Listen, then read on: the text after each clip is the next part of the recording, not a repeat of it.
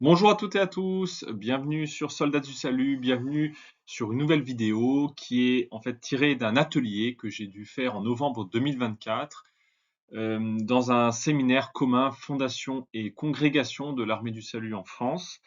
Le but de ce séminaire était de parler de l'ADN spirituel, de l'ancrage spirituel de l'Armée du Salut. Et je me suis dit que ça pouvait peut-être intéresser des personnes plus largement. En outre, quand j'ai fait cet atelier, j'avais été un peu frustré parce que j'avais manqué de temps pour développer un peu toutes les idées que j'avais préparées. Je me suis dit que peut-être que ça pouvait intéresser plus largement, et puis ça permettait de donner un peu une trace de ce qui avait été préparé. Voilà. Alors, on va entrer un peu dans le vif du sujet. Juste avant, il faut savoir que cet atelier avait été préparé pour des personnes qui n'étaient pas forcément croyantes, ni forcément d'ailleurs salutistes non plus, et donc que peut-être pour certains d'entre vous, vous allez trouver que je passe un peu de temps sur des concepts qui sont très connus, mais il faut comprendre que certaines personnes, de l'auditoire n'étaient pas forcément croyantes. Mais j'en viens à une question qui me semble-t-il est assez importante, c'est pourquoi s'intéresser à l'ancrage spirituel de l'Armée du Salut. Si on regarde l'Armée du Salut, de ce qu'elle fait de manière mondiale, en fait, elle fait plein de choses extrêmement différentes. Elle fait, par exemple, elle dirige des universités, des écoles, une maternité, des maisons de retraite, un centre d'hébergement, des hospices, mais aussi elle fait de l'évangélisation, elle a des groupes bibliques, elle peut diriger des groupes de maisons, des écoles, heu, pour former à l'aspect pastoral, peut avoir des réunions de prière, et cetera, et cetera. Par exemple, elle peut aussi lutter contre lutter contre la traite des êtres humains, ou bien lutter contre l'addiction à la pornographie. Voilà. Enfin, on pourrait multiplier les exemples et se dire finalement, est-ce que tout ça a une cohérence? Est-ce que tout ça, euh, oui, quelque part, j'ai envie de dire, a une cohérence globale qui permet d'expliquer cet ensemble, sans quoi bien ce serait juste font un ramassis d'activités qu'on fait les unes à côté des autres. Et j'aimerais vous montrer à travers cette présentation que si on regarde eh bien l'ADN spirituel, l'ancrage, les influences spirituelles de l'Armée du Salut, eh bien en fait on peut discerner derrière ça une certaine cohérence. Donc, j'en viens tout de suite à la question des influences spirituelles de l'Armée du Salut. Comme vous le savez, l'Armée du Salut a été fondée par deux personnes, enfin, on pourrait presque même dire une famille, mais donc essentiellement euh, le père et la mère de cette famille. Donc, il s'agit de William et Catherine Booth, qui étaient donc anglais.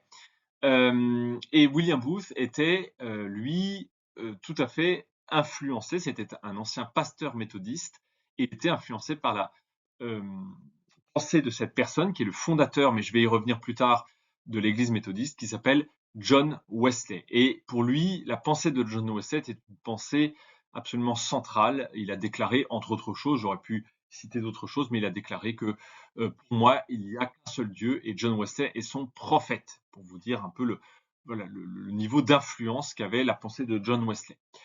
Les personnes qui sont influencées par John Wesley, mais je vais y revenir tout à l'heure, on va parler de pensée wesleyenne, ou d'influence wesleyenne, donc en rapport à cette personne qui s'appelle John Wesley. Mais John Wesley était marié à une personne qui s'appelle Catherine Mumford Booth, et elle n'était pas wesleyenne, mais elle était Quaker, c'est-à-dire qu'elle était d'un mouvement qui a été fondé par cette personne, George Fox. Donc Quaker, ça vous fait peut-être penser aux céréales, et il y a un lien puisque en fait il y a des Quakers qui se sont spécialisés dans les colonies, qui vont devenir les États-Unis, dans la production de céréales, et ça va donner une entreprise assez connue appelée Quaker. Donc ça a un lien, si vous voulez, mais purement historique évidemment.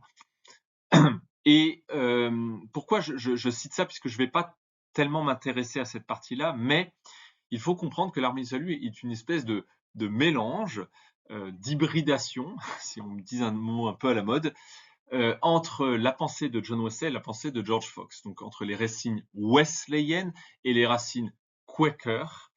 Et c'est un mélange des deux, ou plutôt, disons que c'est vraiment un fond de wesleyanisme, mais avec un peu une nitroglycérine, un aspect un peu révolutionnaire de cette pensée de George Fox, que je ne vais pas développer parce que j'ai pas le temps dans cet épisode.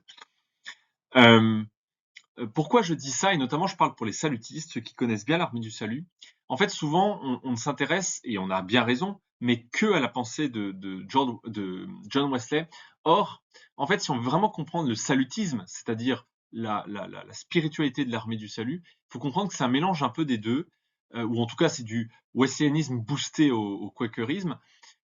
Et comme la pensée de Wesley et de Quaker sur certains points est un petit peu divergente, voire enfin pas contradictoire, mais en contradiction un peu, eh bien ça peut aussi expliquer les contradictions au sein de l'Armée du Salut, que ce soit dans les débuts de l'Armée du Salut, mais aussi encore aujourd'hui, notamment par exemple sur la place du social par rapport au spirituel. Et c'est lié à des débats qu'a eu John Wesley avec des Quakers, par exemple. Donc en fait, si vous comprenez bien ces deux racines, vous pouvez aussi comprendre un peu les contradictions internes, enfin la dynamique interne en fait qu'il peut y avoir dans l'Armée du Salut, en tout cas les débats internes. Voilà. Alors bien sûr, nombre d'entre vous pourraient dire, eh bien, finalement, tout ça c'est un peu le passé. Voilà, il y a peut-être pas besoin de revenir dessus. Mais pas du tout, parce que le général actuel, dont on voit la photo à l'image, qui s'appelle donc Lyndon Buckingham, dans sa stratégie récente qu'il a publiée, enfin la version finale a été publiée en octobre 2024, donc qui s'appelle Compass. C'est pas le but ici de développer cette vision, mais dans cette vision qui est un peu une espèce de, si vous voulez, de cadre stratégique de l'Armée du Salut pour les prochaines années à partir de 2024, eh bien, un des éléments, quand il parle de la formation des personnes qui appartiennent déjà à l'Armée du Salut, qui est un peu la première partie de sa vision, eh bien, dans cette vision, il y a la question pardon, excusez-moi, d'enseigner les personnes dans l'ADN spirituel, l'ADN wesleyen de l'Armée du Salut, que c'est quelque chose de très important, que les personnes doivent comprendre l'influence wesleyenne, l'ancrage wesleyen de l'Armée du Salut. Mais aussi, l'Armée du Salut appartient à deux mouvements, d'une part la Wesleyan Holiness Connection et la Global Wesleyan Alliance, qui sont deux groupements, vous l'aurez compris, dont le but est de regrouper un ensemble de dénominations, d'œuvres, d'églises qui ont été directement ou indirectement influencées par la pensée de John Wesley. Donc, le but est d'avoir une espèce de dialogue commun, peut-être un encouragement aussi commun, notamment dans la Wesleyan Holiness Connection, dont le but est de mettre en avant cette question de la sainteté que je vais parler et que je vais développer tout à l'heure. Donc, la présentation actuelle va être divisée en trois parties. D'une part, je vais parler de la vie, de l'expérience, de la pensée de John Wesley. D'autre part, cette influence, comment cette pensée a influencé l'Armée du Salut, ou pas d'ailleurs, dans certains cas. Et puis, quelles sont les perspectives par rapport à l'avenir de l'Armée du Salut. Et j'ai envie de dire, commençons par le commencement, si on parle d'influence spirituelle de l'Armée du Salut. Commençons par John Wesley. John Wesley, vous le verrez, est donc un homme qui a vécu au XVIIIe siècle, donc tout le long du XVIIIe siècle, au niveau de l'Empire britannique. C'est donc quelqu'un qui a vécu très longtemps, 88 ans, ce qui est vraiment très vieux pour l'époque. Mais le XVIIIe siècle, c'est aussi l'entrée de l'Empire britannique et j'ai envie de dire presque aussi de la philosophie britannique dans le monde moderne. Hein.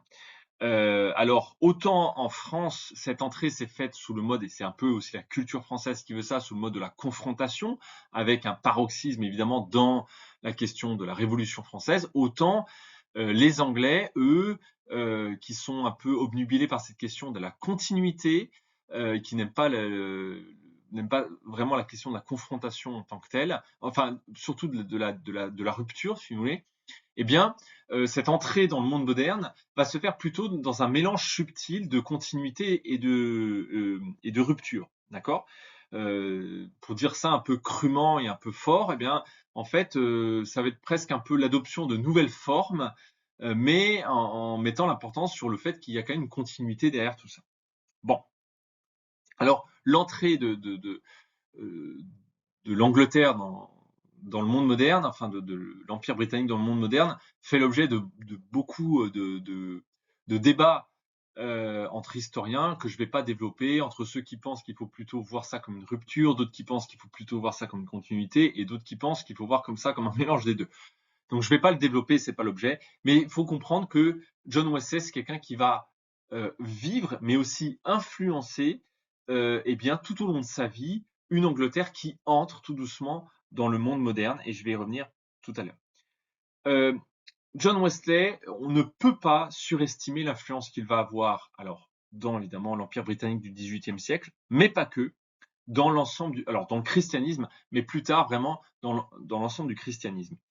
Euh, John Wesley va évidemment être le fondateur du mouvement méthodiste, je vais en parler rapidement un peu après, mais il va influencer pas loin d'une centaine de dénominations différentes, dont l'Armée du Salut évidemment, qui représente jusqu'à 75 millions de croyants.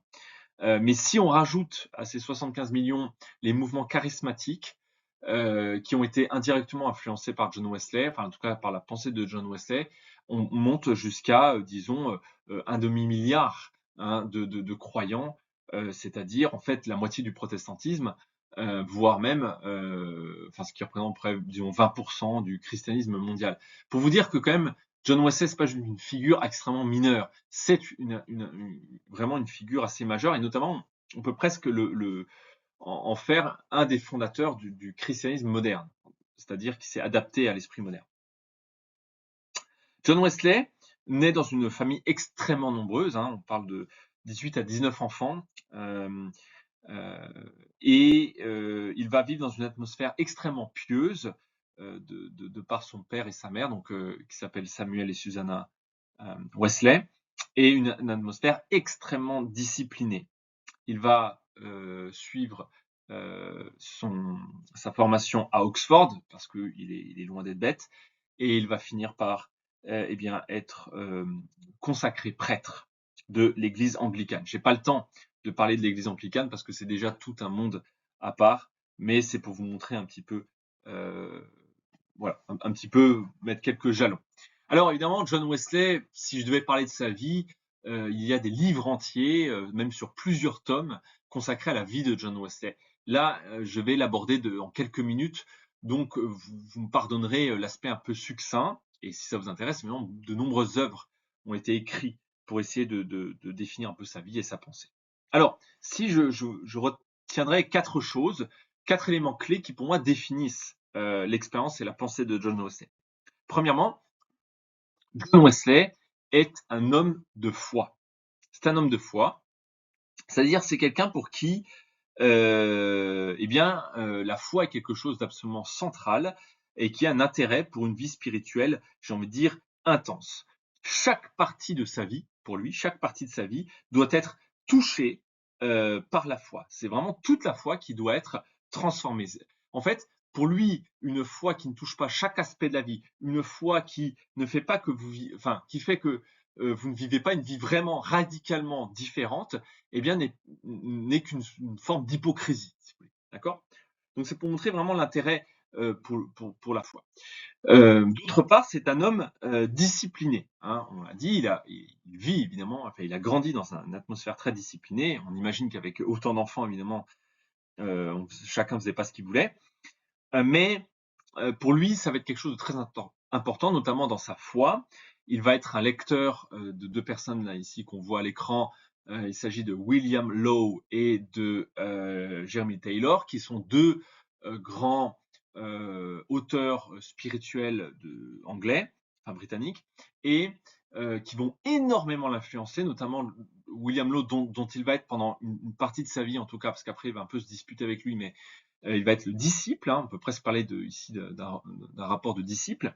Et c'est des gens qui vont énormément influencer la question de prendre au sérieux la foi, de prendre au sérieux sa vie et d'avoir une vie spirituelle extrêmement disciplinée. Pour vous donner un exemple, évidemment, quand il est à Oxford avec son frère Charles, qui va aussi avoir une grande influence spirituellement, avec Charles Wesley, il crée le Holy Club, qu'on pourrait traduire par club de sainteté ou voilà, club des saints.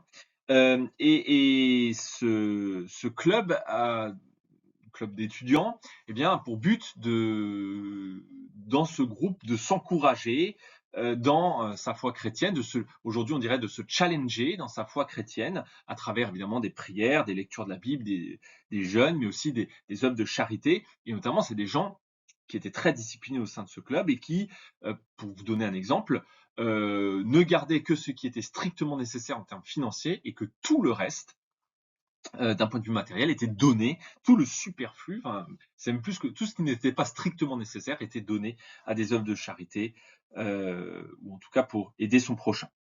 Le but était vraiment de cultiver une vie spirituelle extrêmement bouillonnante. Et pour se moquer un peu de ce club, on va les appeler les Methodists, donc les méthodistes, qui va évidemment donner le nom de l'église méthodiste, hein, dont John Wesley est le fondateur. Euh, et eh bien, en fait, à la base, c'est un sobriquet, c'est pour se moquer d'eux. On pourrait les appeler, en français, on dirait les méticuleux, les coupeurs de cheveux en quatre, vous voyez, les, ou peut-être même aujourd'hui, on utiliserait le mot les intégristes, hein, les extrémistes au fond. Hein, c'est presque ça, si vous voulez, l'idée derrière ça. Hein, ce sont des extrémistes de la foi chrétienne.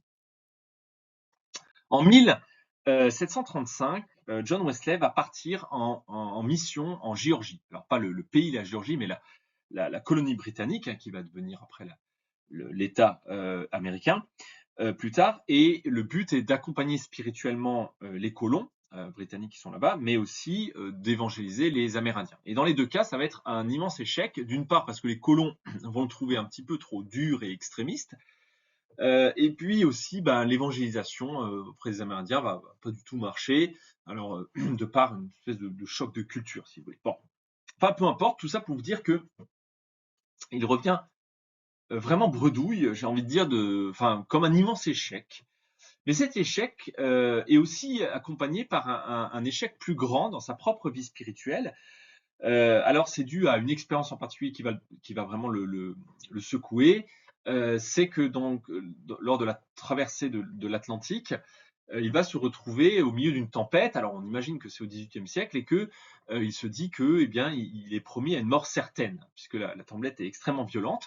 Et lui, qui est terrorisé, voilà, qui se dit qu'il va mourir, hein, probablement, eh bien, il est à côté de frères moraves, hein, donc qui est une dénomination chrétienne, frères moraves, pas le temps de développer, mais qui, en tout cas, il les voit sereins, en train de chanter des cantiques et louant le Seigneur en disant que leur refuge est vraiment dans le Seigneur. Alors lui, évidemment, avec toute sa discipline dont il est vraiment connu pour ça, il se dit mais comment ça se fait que je ne suis pas en paix et que j'ai l'impression de chercher quelque chose que je n'ai pas alors que eux sont là au milieu d'une tempête et montrent leur joie et leur paix intérieure.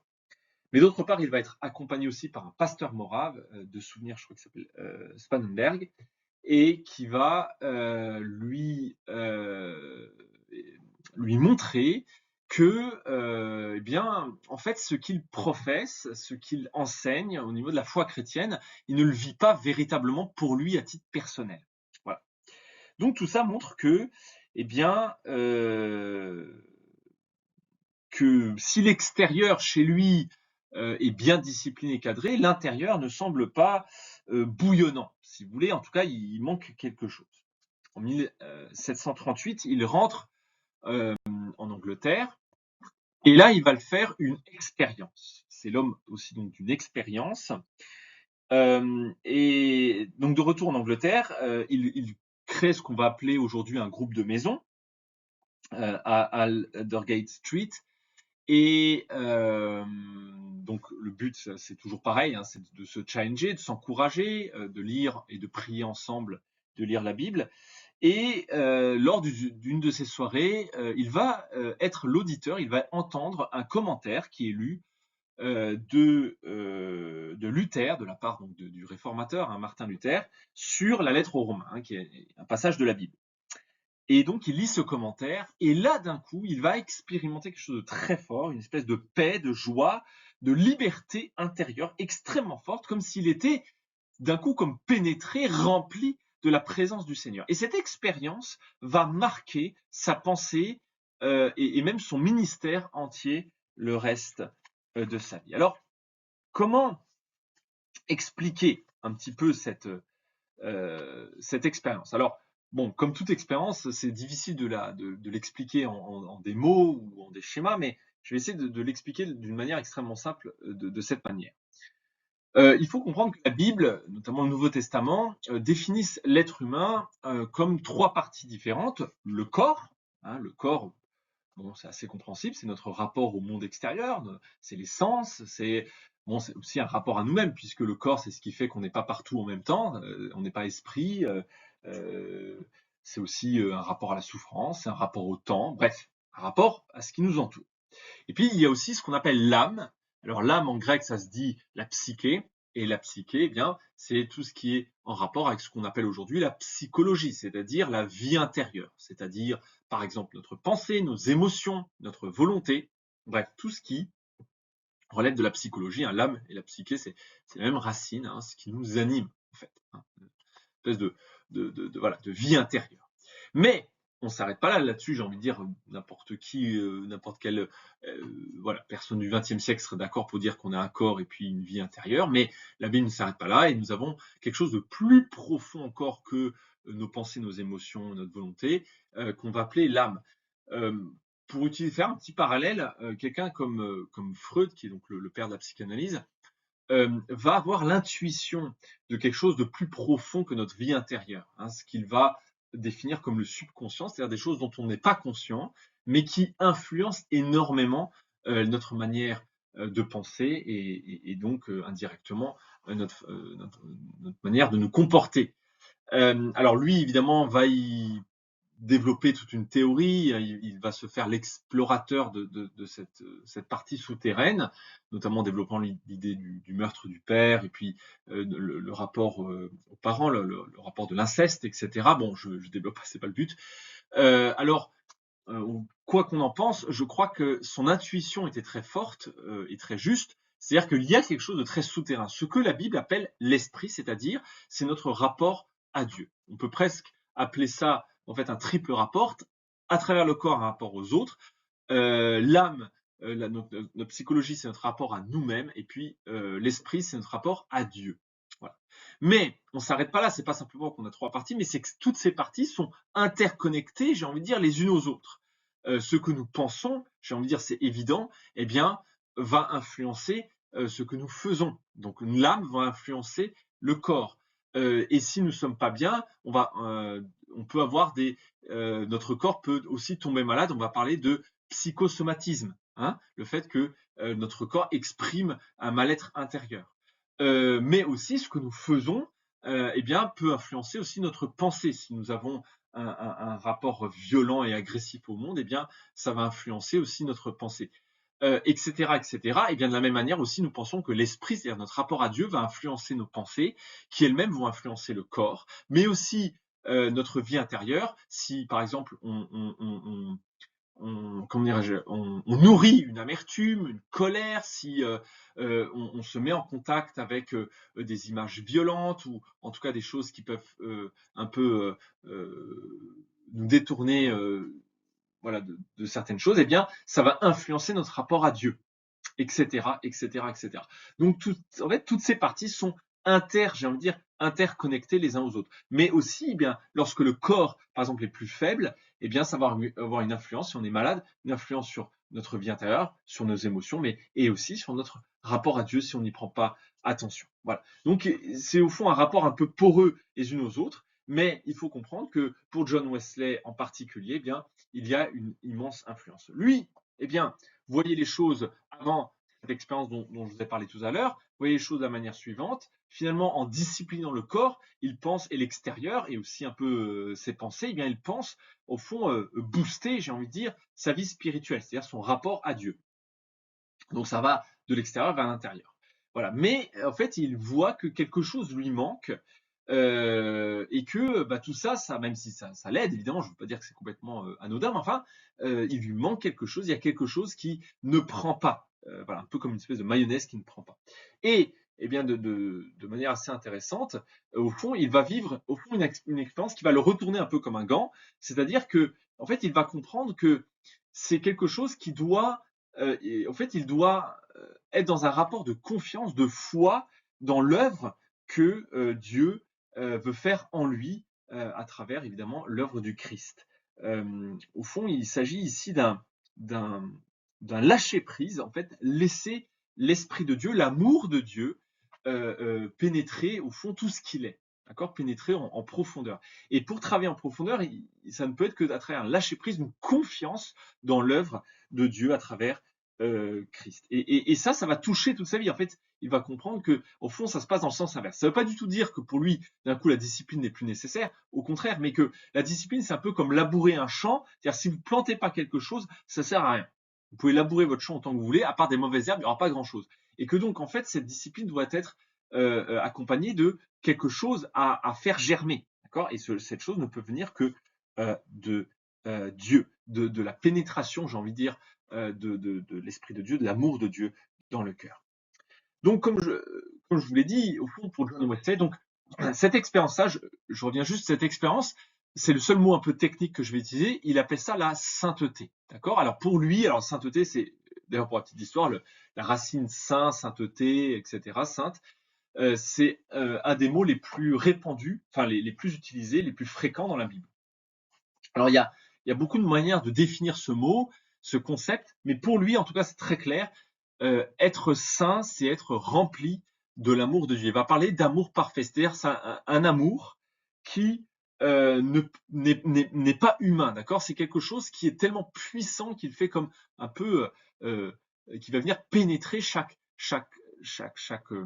élément de notre vie. Encore une fois, je précise que ça ne veut pas dire pour lui la discipline n'est pas importante, hein, ça reste un homme de discipline et il va mettre l'accent sur la discipline encore. Mais la discipline est là pour aider cette expérience de la sainteté. D'accord. Quand je dis expérience, je ne parle pas simplement de sentiment. Ça, c'est important. Aujourd'hui, si je vous dis l'expérience, on va s'arrêter finalement au sentiment, à l'affect, etc. Pour lui, c'est pas que l'affect. Encore une fois, c'est quelque chose de très souterrain qui va venir comme pénétrer évidemment nos sentiments, mais pas que, nos décisions, nos volontés, notre pensée, etc., etc., etc. Voilà. Alors, si je résume, premièrement, pour lui, l'être humain est un être relationnel, profondément relationnel, aux autres, à soi-même, à Dieu. D'accord. C'est un être, l'être humain, donc là, on peut vraiment parler, j'ai envie de dire, d'anthropologie, de vision de l'être humain. C'est-à-dire que l'être humain est profondément et avant toute chose, pas un corps, pas simplement un corps, pas simplement une âme, pas simplement un esprit, mais j'ai envie de dire, un tout relationnel. D'accord. Or, cette relation est brisée. Hein, c'est ce qu'on appelle dans la pensée chrétienne la chute, hein, le péché originel, c'est-à-dire le fait que l'être humain est comme une maladie de relation, qui commence déjà par notre relation à Dieu, qui est comme entachée, abîmée, d'accord, même si on a cette soif de Dieu, mais en même temps, elle est abîmée. Et lui, il va beaucoup développer une espèce de ce qu'on appelle, on va beaucoup appeler ça la religion du cœur. C'est-à-dire que pour lui, tous les maux de la terre, eh bien, viennent avant tout d'un cœur abîmé, d'accord. Tous les maux de la terre viennent d'un cœur. Voilà, c'est la source de tout mot, d'accord. Et donc, il va parler finalement de guérison. Il faut d'abord guérir le cœur humain. Si on veut influencer la société, il faut avant tout œuvrer dans le cœur humain. D'ailleurs, il va avoir cette phrase, enfin, c'est une phrase qu'on cite beaucoup pour définir la pensée de John Wesley, qu'un cœur transformé peut changer le monde. Parce qu'encore une fois, nous sommes des êtres relationnels. Et donc, un cœur qui est guéri un cœur qui est libéré, eh bien, ne peut avoir que des influences, non seulement dans sa propre vie, mais par ricochet, puisque nous sommes des êtres relationnels, comme nous sommes, pour utiliser un mot à la mode, un écosystème. Eh bien, votre expérience de la sainteté, ce fait d'être rempli de la présence de Dieu, de l'amour de Dieu, va avoir une influence sur la société, va toucher l'entièreté de l'être humain. Hein.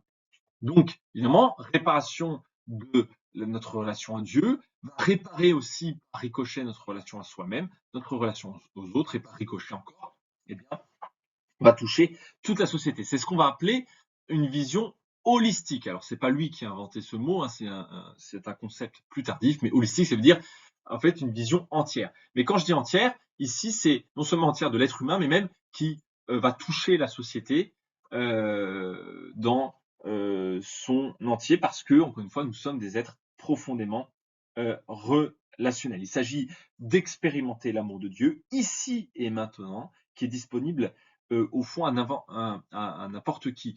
Il s'agit ici, presque dans cette expérience de la sainteté, d'un avant-goût du ciel, d'accord, d'un avant-goût du ciel. C'est-à-dire que, en fait, il comprend l'œuvre du Christ à la croix, l'œuvre de Jésus à la croix, comme une révolution, en fait, une révolution de guérison des cœurs, voilà, par l'esprit de Dieu, et que, en fait, il s'agit de comme avoir un avant-goût du paradis, un avant-goût du ciel, qui va se propager au fond dans la société pour entamer des guérisons. Alors encore une fois, il ne s'agit pas du tout de dire que par nos efforts, nous allons établir le royaume de Dieu, mais que nous pouvons avoir comme des avant-goûts de cette restauration finale que nous attendons avec l'établissement du règne de Dieu, du règne de Dieu. Et donc tout ça, eh bien, dans cette question de l'avant-goût des temps où tout sera réparé, si vous me permettez les choses comme ça, au fond, il y a presque un ferment révolutionnaire. Hein. Il invite les gens à vivre une révolution. Alors en anglais, ils ont ce jeu de mots, hein, où dans révolution, il y a le mot love, qui veut dire l'amour. Hein. Parfois, ils parlent aussi de revolution, hein, c'est-à-dire de révolution de l'amour. Mais encore une fois, il ne s'agit pas d'amour au sens où on l'entend aujourd'hui, qui est un peu niais. On parle vraiment d'amour extrêmement brûlant, profond, cet amour des ennemis, hein, qui a été manifesté à la croix. C'est un amour qui ne peut venir que de Dieu et qui, eh bien, doit toucher chaque pore de la société. D'ailleurs, au fond, John Wesley va dire il n'y a de sainteté qu'une sainteté sociale, c'est-à-dire une sainteté qui touche nos rapports les uns avec les autres, une sainteté, une expérience de la présence de Dieu qui ne touche pas nos rapports à soi-même et aux autres, pour lui, évidemment, n'est qu'une nouvelle hypocrisie. Donc, il exhorte les gens à entrer dans ce mouvement de révolution qui va bouleverser la société. Et il va se battre, qu'il faut aussi accompagner, encore une fois, nous sommes dans une vision holistique, donc pas simplement esprit, mais aussi âme et puis aussi corps. On va entrer dans une entièreté. Cette entièreté, eh bien, va être définie, va l'amener à avoir des combats aussi sociétaux. Alors, je vais en définir quelques-uns, mais il y en a évidemment bien d'autres. D'une part, il va se prononcer très ouvertement contre la guerre, contre l'avidité, la cupidité financière, l'accaparement des richesses et des propriétés. Hein. Il va même, me semble-t-il, faire un projet, enfin, exhorter à faire une espèce de projet de loi pour limiter les salaires et l'appropriation. Il va se battre contre tout ce qui dégrade le corps, l'esprit, donc évidemment l'alcool, la drogue, même si c'est pas les mêmes alcools et drogues qu'on connaît aujourd'hui. Je vais presque me dire qu'aujourd'hui c'est encore pire, mais enfin voilà, il va se battre contre ça, même il va préconiser qu'on interdise l'alcool. Alors on a déjà vu que bon, l'interdiction pure et dure de l'alcool, c'est pas forcément ce qui va jouer. Mais encore une fois, pour lui, tout ça, ça vient quand même du cœur. C'est qu'il faut d'abord quand même réparer le cœur, mais il faut accompagner ce mouvement. Donc quelque part, il est sur les deux fronts, c'est-à-dire à la fois sur le front réparation du cœur, mais aussi le front matériel. D'accord. Pour lui, ça va de pair ensemble, hein, un peu comme on marche, si vous voulez. Hein.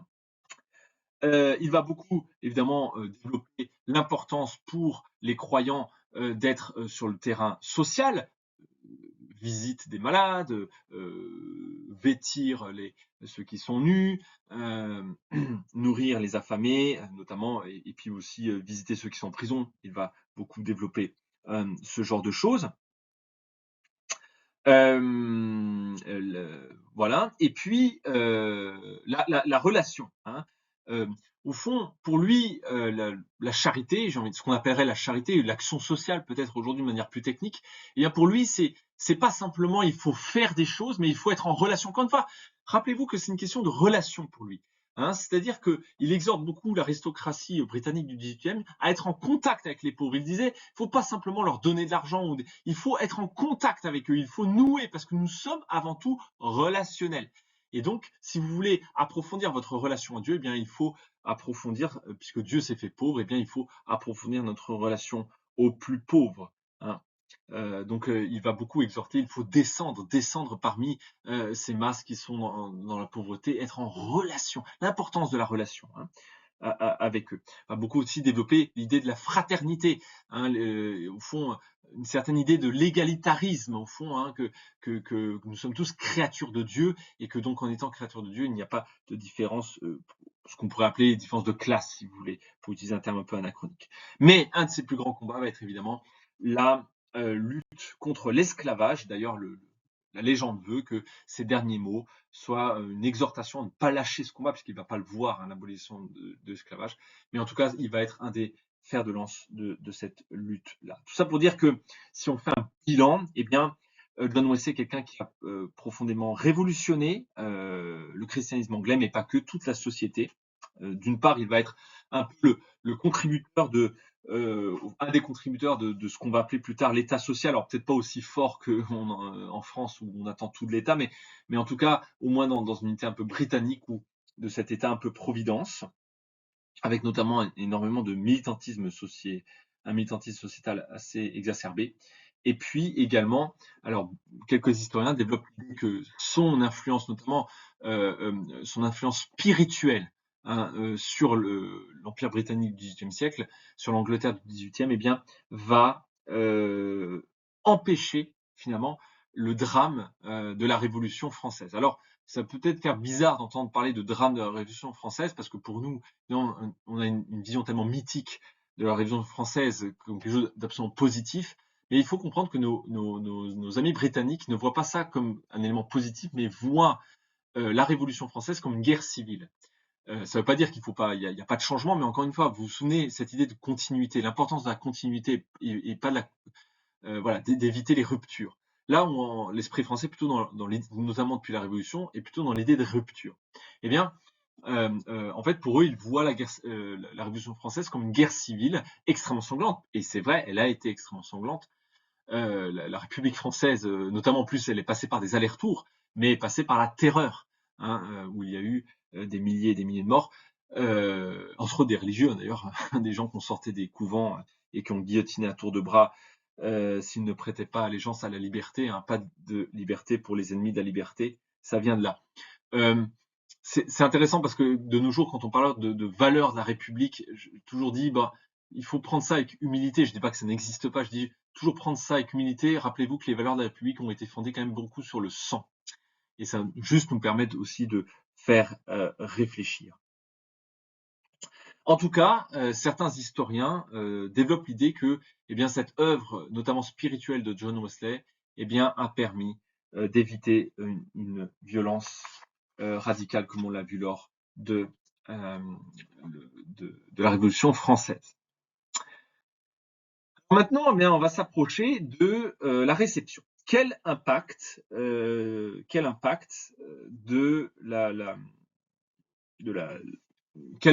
quelle réception finalement de cette pensée de John Wesley, de cette question de la sainteté en particulier dans l'armée du salut? Eh bien, évidemment, comme John Wesley est l'influence notamment majeure chez William Booth, eh bien, ça va être une très grande influence. Alors, notamment avec deux personnes que j'aimerais citer, on pourrait en citer plein d'autres, mais d'une part, c'est cette personne qu'on voit à l'écran qui s'appelle Samuel Logan Brengle, qui est un Américain, qui est un pasteur méthodiste, mais qui va être touché par l'impact spirituel, notamment l'impact spirituel, hein, qu'a l'armée du salut. Et il va vouloir entrer à l'armée du salut. Je vous raconte une petite histoire que je trouve très touchante parce que je pense qu'à travers cette histoire-là, on peut vraiment toucher ce que c'est que l'expérience vécue de la sainteté. Samuel Goldwangel est un grand théologien promis à une carrière brillante de pasteur méthodiste. Donc, non, il connaît la pensée de John Wesley. Et il va traverser l'Atlantique, il va voir William Booth et il propose ses services pour l'armée du salut. Et William Booth voit d'un très mauvais œil ce grand intellectuel, se dit qu'il n'arrivera pas à entrer dans la discipline de ce que ça veut dire que entrer dans les cadres de l'armée du salut.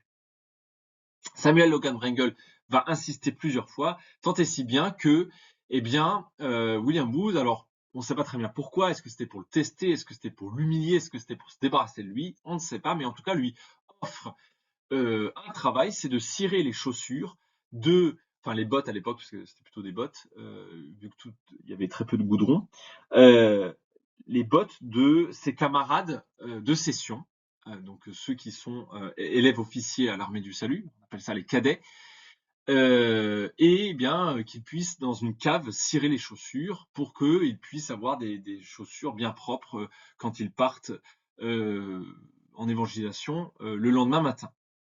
Alors lui, vous imaginez, c'est un grand intellectuel, c'est pas n'importe qui dans son milieu. Lui à qui, quand on dit bah oui, j'ai peut-être une place pour vous, s'imaginait déjà enseignant, s'imaginait prédicateur de l'armée du salut, se voit offrir au fond un statut plutôt humiliant, notamment parce qu'il doit cirer les chaussures, ça il le raconte lui-même, hein, de gens qui savent parfois à peine lire et écrire. Hein. Nous sommes dans l'Angleterre du 19e. Et il se dit, mais voilà, moi, je dois cirer les chaussures de ces ignares. Mais enfin, qu'est-ce que c'est et quelque part, il est pris au piège. Parce que d'un côté, il a cet appel profond pour être dans les cadres de l'armée, mais en même temps, voilà, il est là en se disant, mais qu'est-ce que c'est que ce ministère qu'on me propose. Et puis, il va être comme dans la contemplation, j'ai envie de dire, enfin, il a cette image de Jésus lavant les pieds de ses disciples qui va lui venir en tête, et il se dit, mais en fait, qui suis-je moi pour me croire au-dessus finalement au-dessus de ça, puisque Jésus lui-même, va finalement laver les pieds de ses disciples. Et c'est une expérience qui va le bouleverser parce que, au fond, il va être rempli un très grand amour. Cet amour du Christ. En fait, il dit, si je dois être rempli de l'esprit du Christ, je dois être rempli d'un amour et d'une humilité que lui-même a expérimenté. Et donc, il va faire, au fond, une très grande expérience qui va bouleverser le reste de sa vie. Et William Booth, qui évidemment allait le voir de temps en temps, je pense pour voir un peu ce qui se passait, va être d'une part rassuré par vraiment au fond, son obéissance d'une part, mais aussi son intérêt, sa persévérance pour faire partie de l'œuvre, mais aussi il va comprendre cette expérience spirituelle qu'il va vivre et il va faire de lui non seulement un grand enseignant, puisqu'il va beaucoup écrire et des œuvres qui vont être majeures, entre autres en dehors de l'armée du salut, sur la sainteté, et il va avoir un don que beaucoup reconnaissent, c'est d'expliquer de manière très simple l'expérience de la sainteté. Il a écrit un livre qui a été traduit, enfin plusieurs livres, mais un a été traduit en français, qui a été réédité récemment chez Média Espérance, qui s'appelle Vers la sainteté, et dont je ne peux que vous recommander la lecture si vous voulez entrer dans cette question. Peut-être français, je vais parler de Albin Péron. Alors c'est le père de l'officier Albin Péron, qui est très connu parce que c'est quelqu'un qui a énormément eu d'influence sur le développement de l'armée du salut dans les années 30. Mais là, on parle de son père qui est un des tout premiers salutistes à être en contact avec l'armée du salut. Il faut savoir qu'avant de rencontrer l'armée du salut, Albin Péron était un croyant, et un croyant très sérieux, très discipliné. C'est pas quelqu'un qui va se convertir à l'armée du salut. Mais par contre, dans une réunion de prière de l'armée du salut à Nîmes, puisqu'il est nîmois, il va au fond être en contact avec cette question de la sainteté. Il va vivre au fond ce fait que c'est la totalité de l'être humain qui doit être touché et transformé par Dieu. Au fond, c'est presque on pourrait appeler ça de manière un peu provocante, au fond, un appel à un certain extrémisme, si vous voulez, mais extrémisme de l'amour, hein, de cette transformation de la vie. Ça va d'ailleurs le pousser à changer de vie puisqu'il est, alors je sais plus si c'est président, en tout cas il appartient au tribunal de commerce de Nîmes, donc c'est pas n'importe qui, c'est un notable de la ville de Nîmes de la fin du 19e, et c'est notamment un négociant en vin. Or, l'Armée du Salut, de par ses influences wesleyanes, puisque l'Armée du Salut va être au fond une grande œuvre de lutte contre l'alcool, ça fait partie des influences, eh bien, définit que chaque salutiste doit arrêter de boire. Si on veut être un impact spirituel dans la société, il faut ne plus boire d'alcool.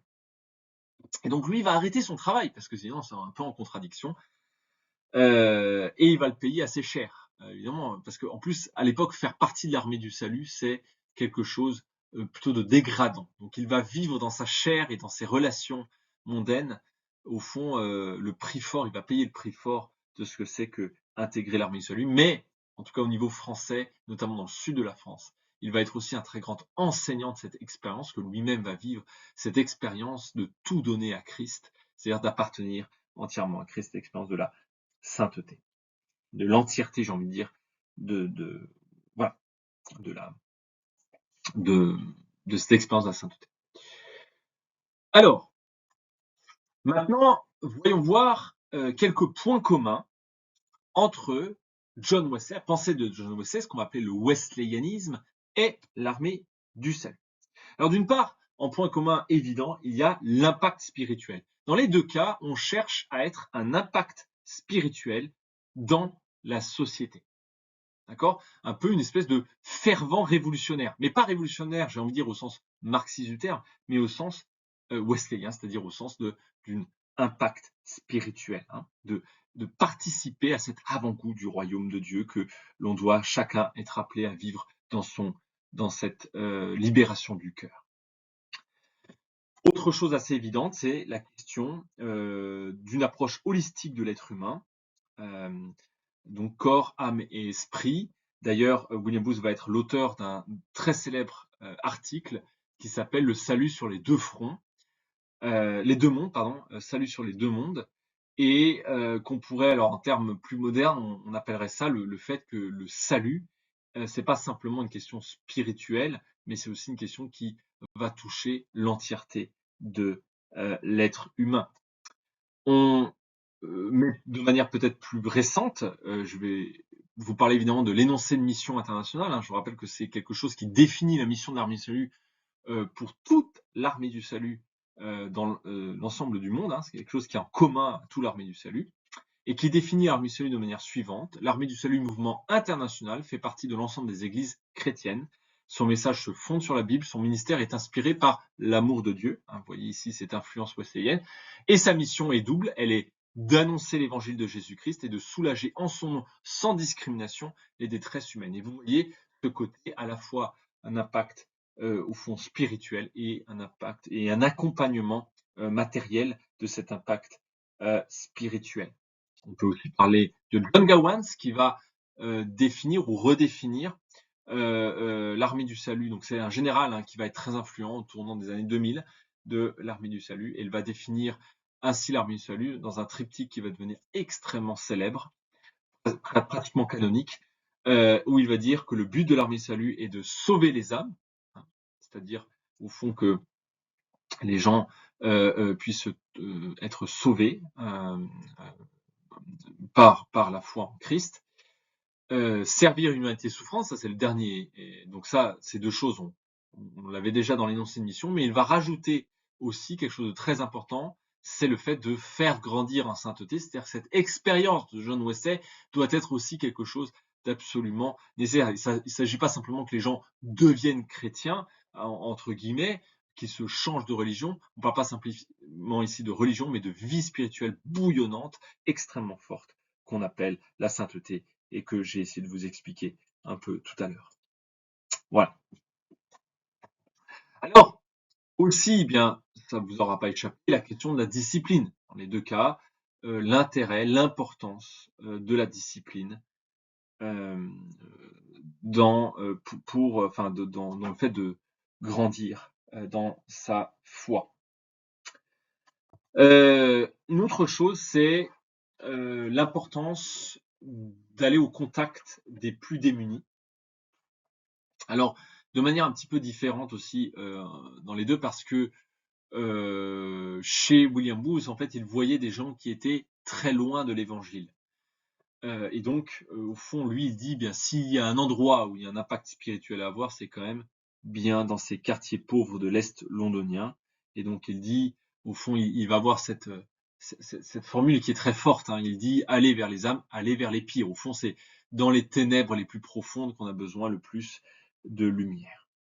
Voilà. Donc, cette importance d'aller dans les bas-fonds, d'aller vers les gens les plus abîmés pour justement pouvoir être un impact spirituel au milieu d'eux.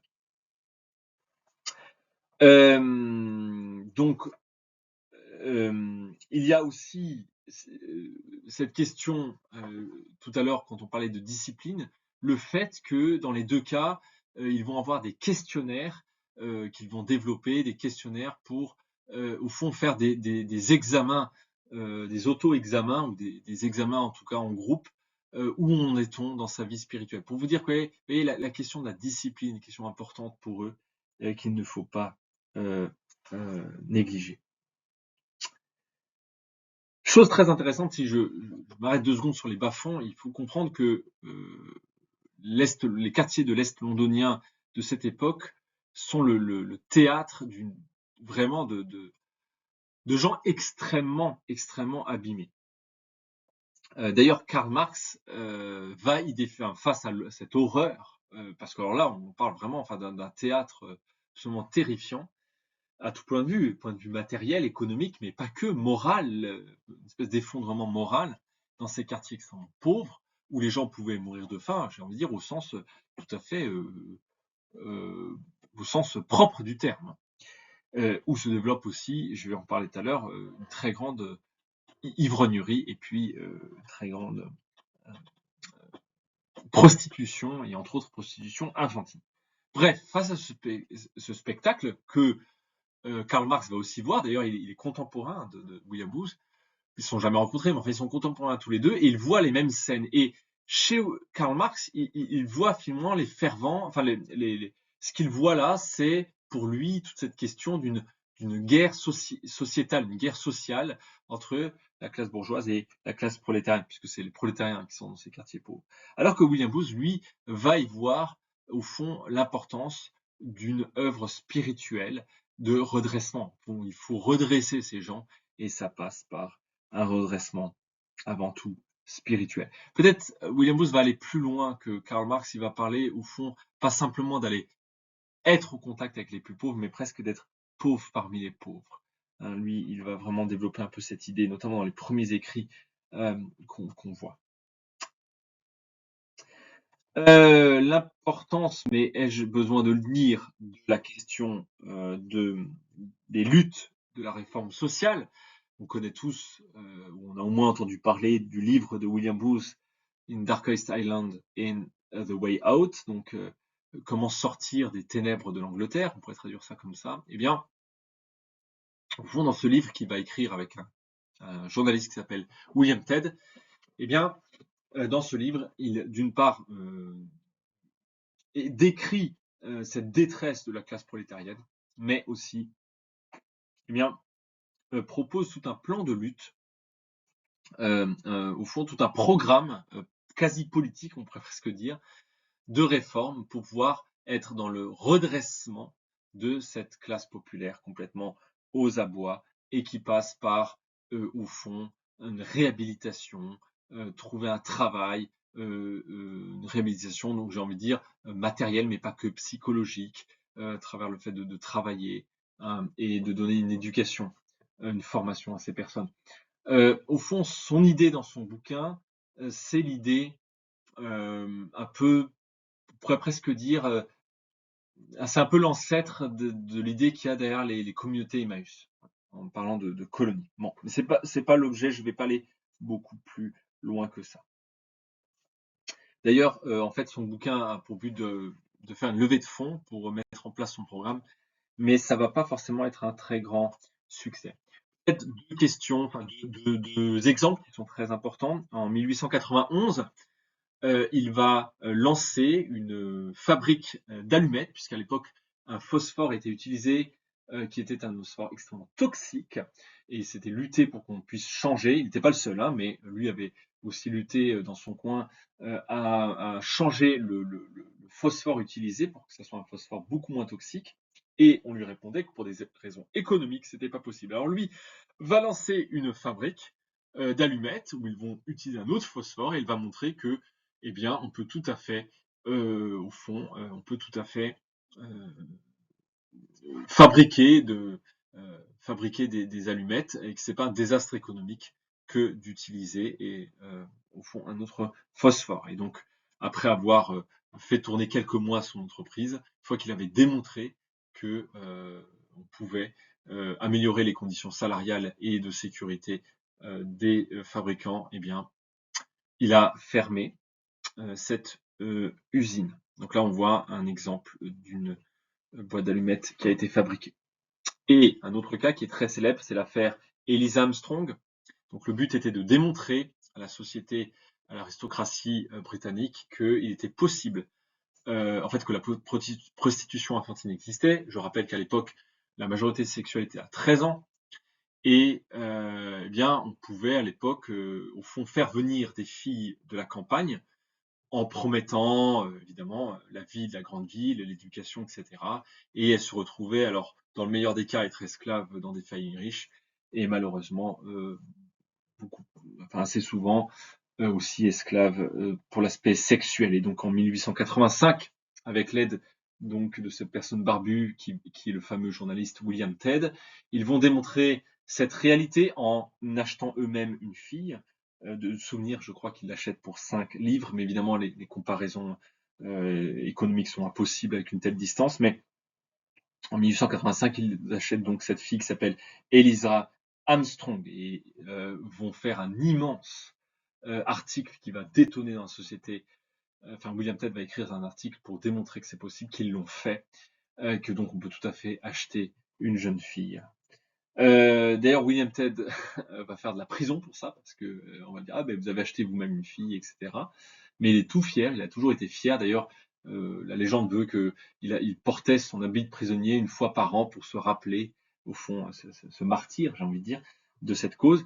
Et en tout cas, ça va fonctionner puisque avec l'aide d'autres personnes influentes, eh bien, ça va pousser l'Empire britannique à monter la majorité sexuelle de 13 à 16 ans.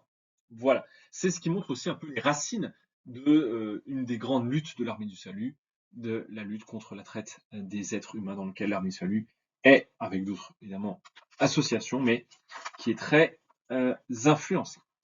Alors maintenant, on va peut-être parler un peu de la différence. Alors, les différences entre le wesléyanisme, la pensée de John Wesley et l'armée du salut.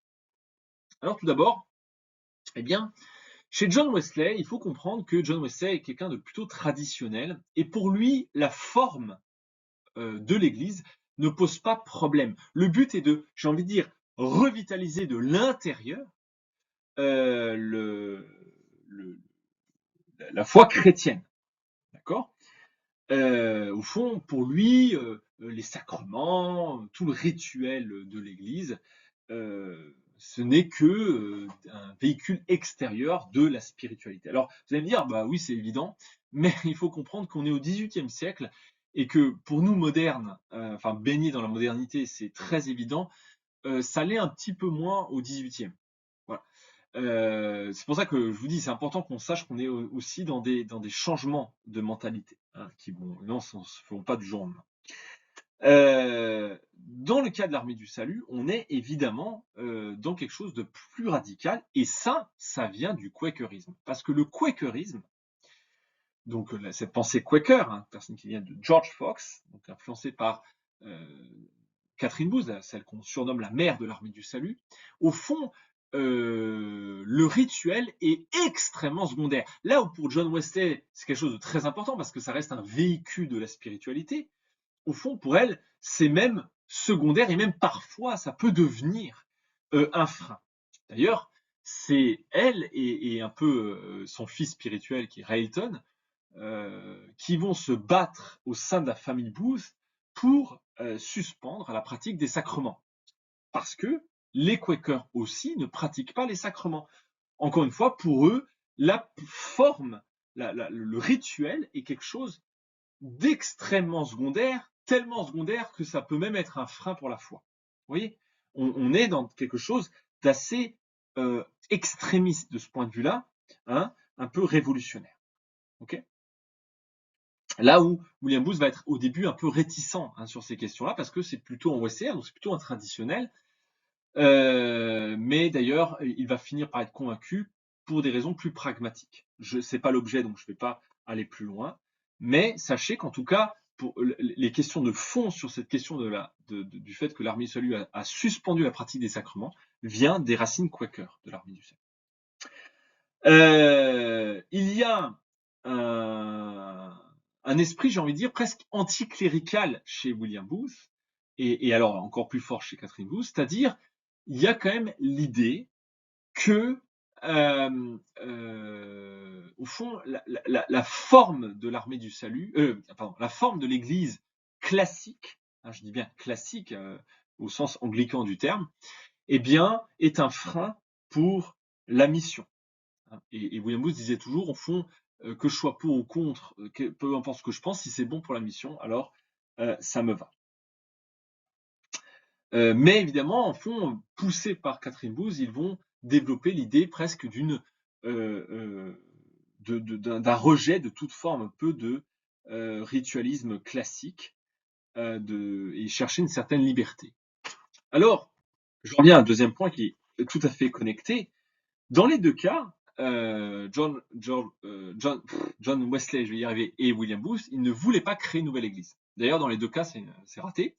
Alors, d'une part, pour John Wesley, il voulait, lui, revitaliser l'église d'Angleterre, qui est déjà aussi un monde à part, mais j'ai pas le temps de développer, revitaliser de l'intérieur.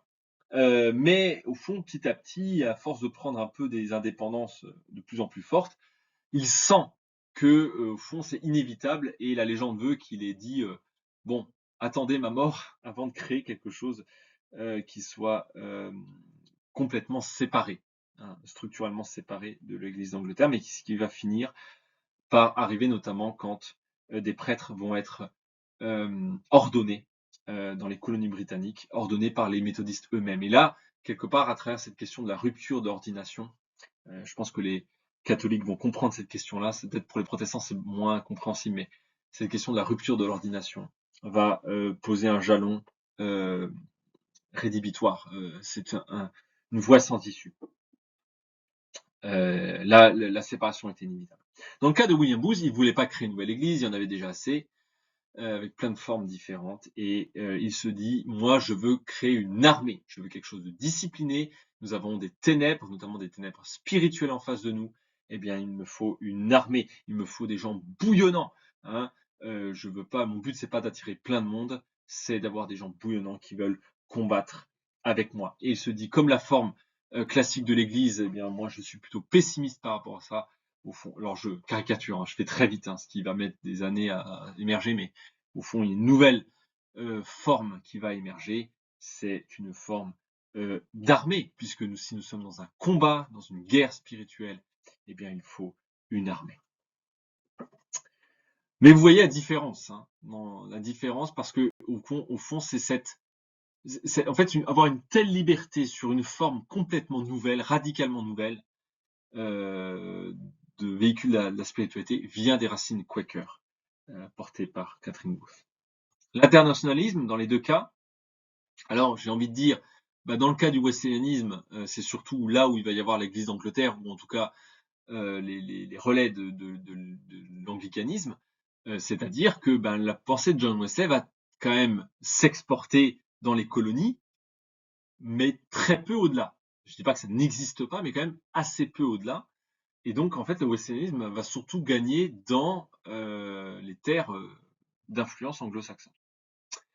Dans le cas de l'Armée du Salut, c'est assez différent, puisque, au fond, je vous ai dit, lui, il était presque un peu en dehors déjà des cadres de l'Armée du Salut, de l'Église classique.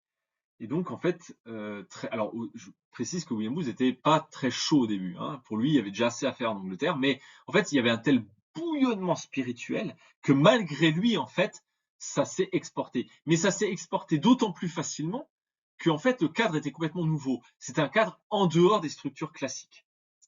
En fait, très, très rapidement, c'est devenu un mouvement international, mais qui est dans ses cadres même international.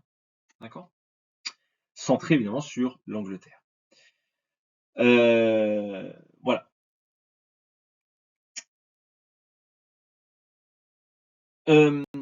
Peut-être une autre chose qui va être très importante, c'est la question des ministères des femmes. Alors là encore, c'est lié aux influences Quaker qui donnaient beaucoup d'importance au travail des femmes, notamment au travail laïque des femmes. Et dans ce cadre-là, eh bien, William Booth, qui n'était pas très chaud au début, mais s'est laissé comme dicter un peu, notamment donc en Pentecôte 1860, par sa femme, le fait que bien il faut que les femmes puissent parler. Encore une fois, lui, il n'était pas forcément chaud, mais il n'était pas, lui, en gros, même s'il n'était pas chaud, il laissait faire en disant, bah, si c'est bon pour la mission, moi, ça me va. Et ça va devenir quelque chose, quelque chose qui va prendre énormément d'importance dans l'armée du salut.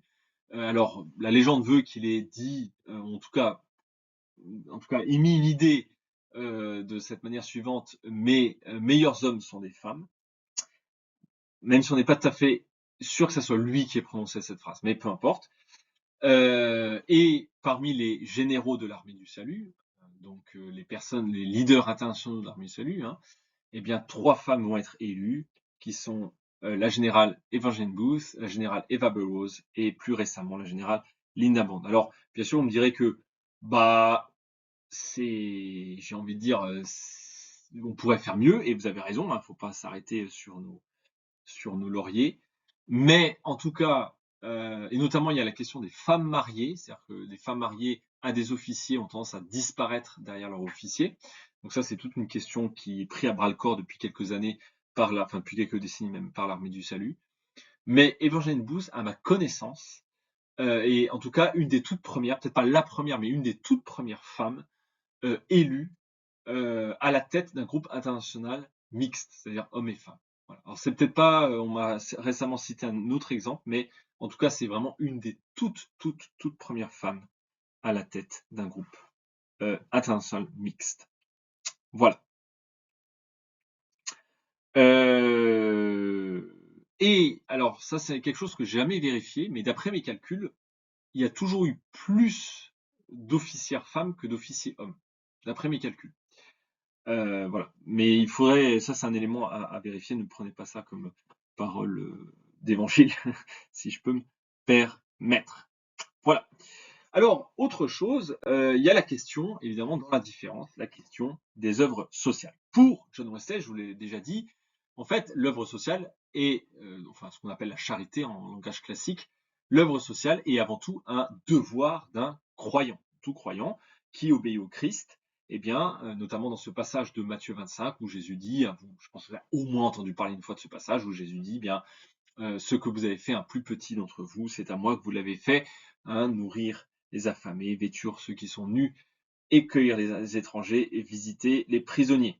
Et toute cette œuvre sociale, pour John Wesley, relève évidemment d'une foi sérieuse qui cherche à avoir un impact, qui cherche à être tout à fait au clair dans chaque aspect de la vie. Mais, comme je vous disais, William Booth est un peu différent parce que lui, au fond, alors je reviens, John Wesley, lui, va aussi beaucoup prêcher auprès des foules, parce qu'encore une fois, il veut avoir cet impact spirituel. L'aide sociale, il va surtout la prêcher, par contre, dans l'aristocratie, dans au fond, ce qu'on appellerait aujourd'hui la bourgeoisie, dans la bourgeoisie de l'époque. Pour William Booth, la question se pose pas dans ces termes-là. Pour lui, en fait, il voit l'évangile comme une source de relèvement de toute une classe sociale prolétarienne anglaise qui est effondré, économiquement, spirituellement, moralement, tout ce que vous voulez, qui est effondré. Et donc lui, il voit le besoin d'un combat spirituel, le besoin de combattre sur le plan matériel comme sur le plan spirituel pour relever cette classe tombée. D'accord? Et pour lui, l'action sociale n'est que, alors je vais mettre des grands guillemets, un accompagnement matériel, mais nécessaire, parce qu'encore une fois, nous sommes corps, âme et esprit, un accompagnement matériel d'une révolution spirituelle. Hein, il va avoir cette phrase qui est très célèbre, on n'annonce pas l'évangile à quelqu'un qui a les pieds mouillés, qui va nourrir ce slogan que vous avez tous entendu parler, soupe, savon, salut. Hein, prendre les personnes dans leur entièreté. Donc pour lui, l'évangile, c'est pas simplement la motivation, hein, mais c'est aussi une arme de relèvement.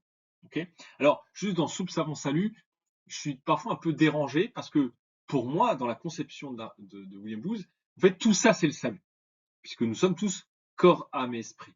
Donc, si vous voulez, l'aide matérielle, c'est aussi une part de l'accompagnement du salut, si vous voulez. Et donc certaines personnes disent parfois qu'il faudrait plus dire soupe, savon, spiritualité, mais qu'il faut évidemment les trois. Voilà. Donc le but évidemment est surtout pour William Booth d'apporter la lumière de l'évangile dans les ténèbres. Je vous donne juste un petit exemple, Albin Perron. Donc là, cette fois-ci, je parle du fils, le grand Albin Perron, qui, parmi ses œuvres, va un jour, à la lecture d'un article de journal, être très marqué par cette expérience du bagne. Alors, encore, le bagne, c'est encore toute une présentation en part entière, mais en gros, le bagne, c'était dans ces départements français, notamment en Guyane, où on envoyait voilà, les plus dangereux pour qu'ils soient éloignés du territoire français et où ils vivaient là-bas dans des conditions. D'ailleurs, l'expérience du bagne va être une expérience absolument un échec absolument total. Mais donc, notamment, ils vont vivre des conditions de vie absolument atroces là-bas. Et à la lecture d'un article, il se dit, donc c'est en 1918, me semble-t-il, qu'il va lire cet article et il se dit, il faut absolument que l'armée du salut prenne part à ce combat. Il va écrire pendant 20 ans, parce qu'il va pendant longtemps, il ne va pas avoir l'autorisation, mais pendant 20 ans, il va écrire aux différents ministres de la Justice pour qu'on laisse l'armée du salut pouvoir accompagner les bagnards. Pourquoi je vous cite cet exemple? Donc plus tard, évidemment, hein, vous connaissez l'histoire, ça va être accepté.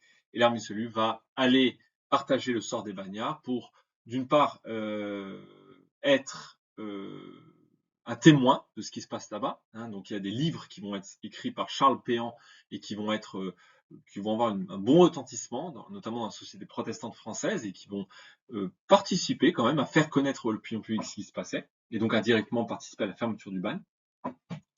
Et l'armée va beaucoup œuvrer au rapatriement hein, des anciens bagnards, mais aussi parce que on voulait être une œuvre de redressement des bagnards, hein, pouvoir apporter l'évangile au milieu de ces personnes-là.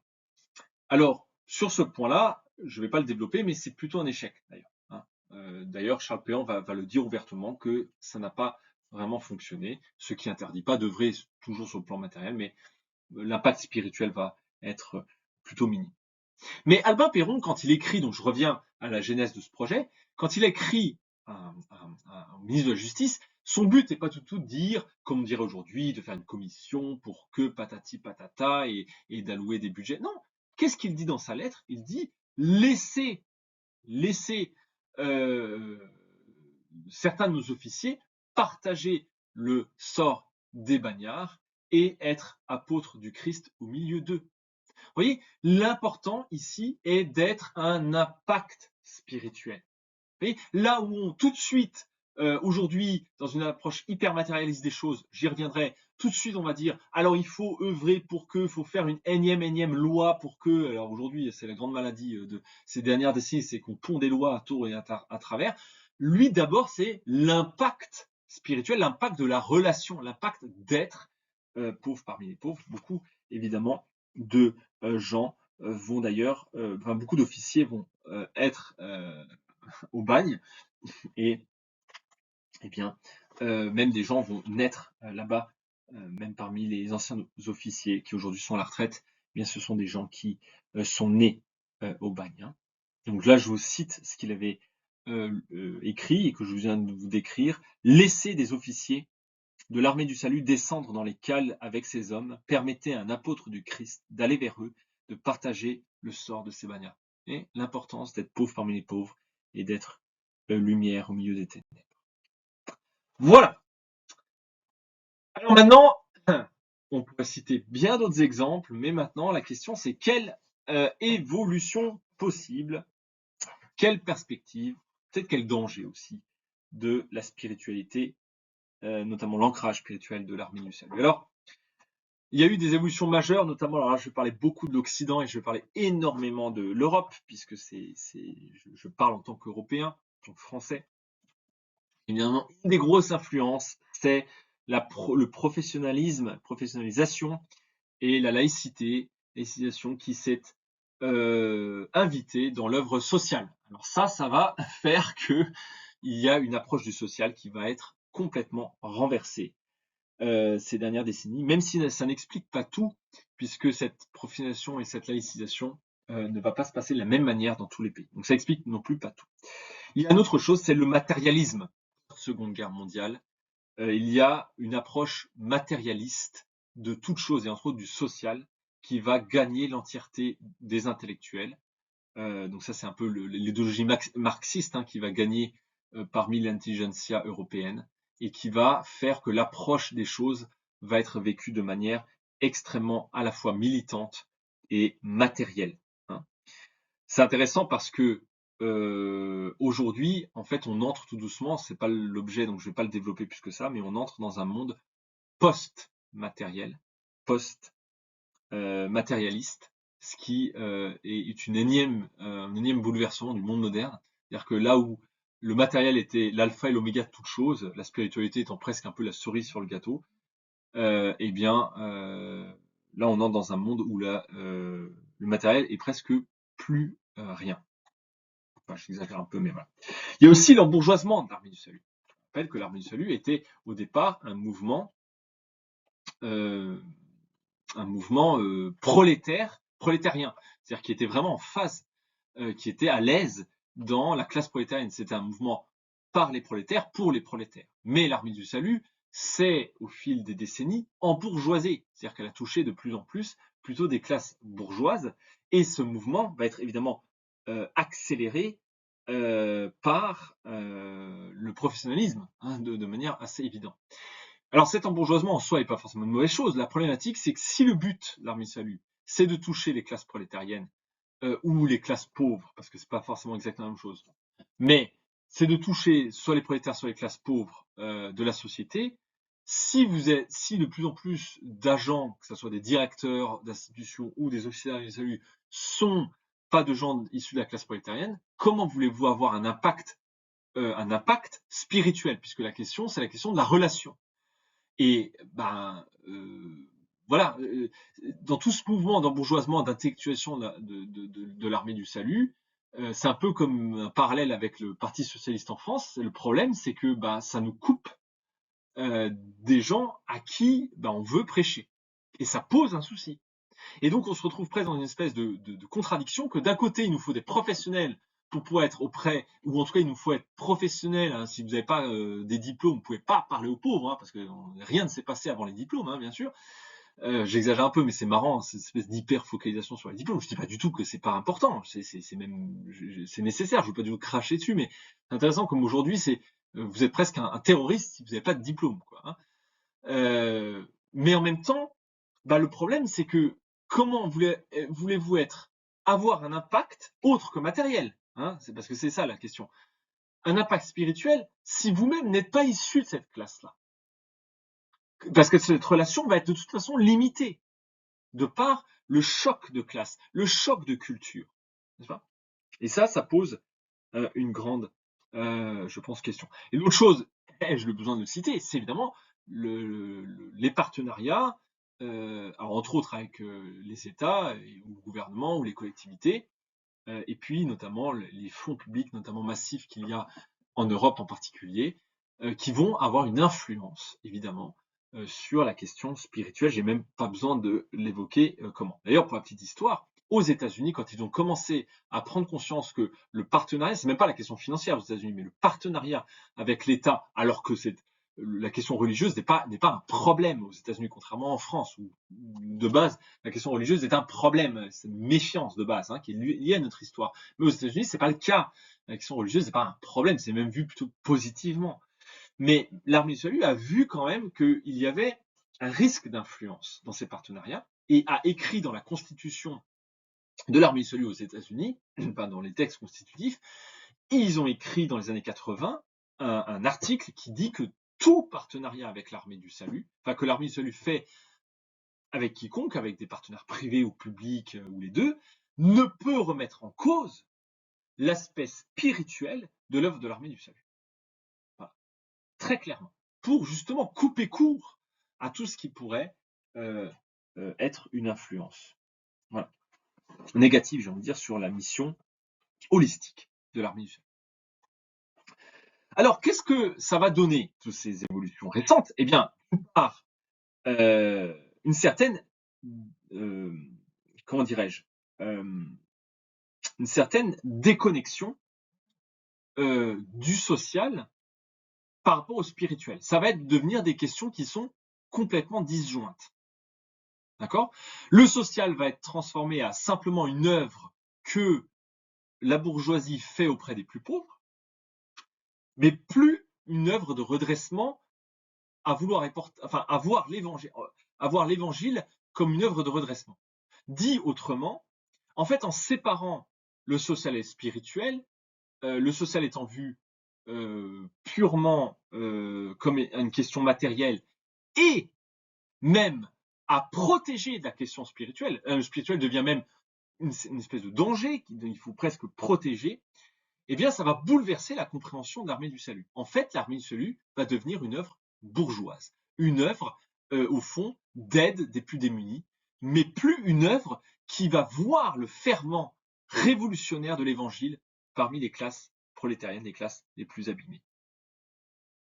Et ça, c'est quelque chose de très important à prendre conscience. Parce que si l'Armée du Salut est plus capable de parler aux classes prolétariennes, il faut se demander à qui on veut parler. Si on veut parler aux gens abîmés, il faut se demander qui va parler de l'évangile aux gens abîmés. Et c'est clairement pas les professionnels qui vont pouvoir le faire. Je parle même pas de question d'argent public. Je parle même du fait de d'où venez-vous, n'est-ce pas? Est-ce que vous êtes sûr que vous, qui êtes de classe moyenne, voire classe assez aisée, avec des directeurs, avec des salaires de directeurs, etc., etc., c'est pas forcément le Pérou, mais je veux dire, où en tout cas est garanti le salaire, est garanti un certain train de vie, etc. D'où allez-vous parler de la foi de l'Évangile? Est-ce que vous êtes sûr qu'il n'y aura pas une certaine déconnexion?